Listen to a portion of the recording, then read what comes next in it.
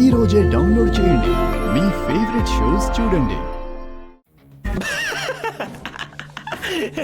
మాయ మన గుమ్మ ముందు ఉన్నట్టు నేను ఎలా బ్రహ్మడుతున్నాను చూడండి.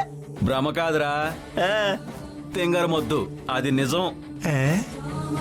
పాము దెబ్బకి నీ చిప్పు దొబ్బినట్టుంది. ఇంటికి రాదనుకున్నాం, వచ్చేసింది.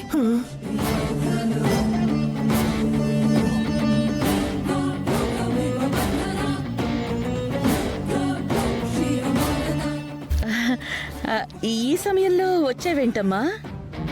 శ్రీకర్ గురించి అడిగితే పెద్దిరాజన్నయ్య సరిగ్గా ఆన్సర్ చేయలేదు.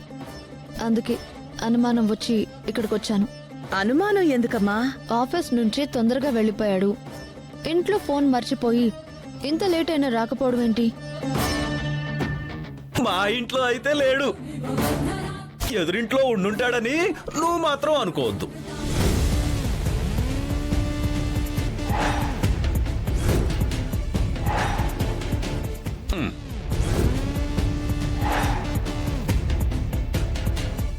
ఈ నోటితోల నారాయణ బాగా ఇరికించేశాడు. నేనైతే శ్రీకర్ ఎదురింట్లోకి వెళ్ళడం అస్సలు గమనించలేదు.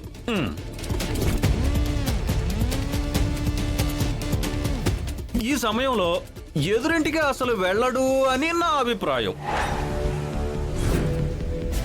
పెద్దిరాజు, ఆ? నువ్వు నోరు మూస్తావా?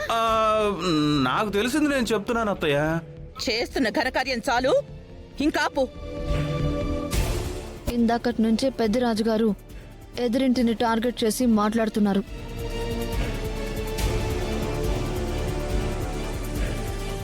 నాకేదో హింట్ ఇచ్చినట్టు కూడా అనిపిస్తుంది.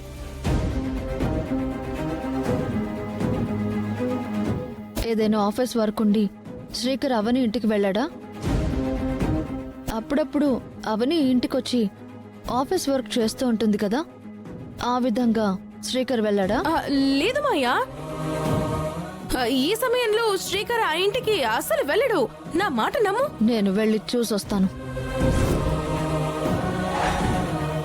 శ్రీకర్ ఆ ఇంట్లో ఉంటే కథ వేరేలాగా ఉంటుంది.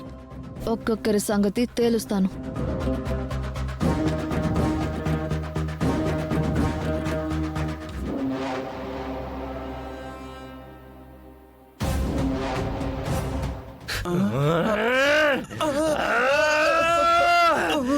పెట్టావుగా పుల్లా, ఇప్పుడు నీకు సంతోషమా?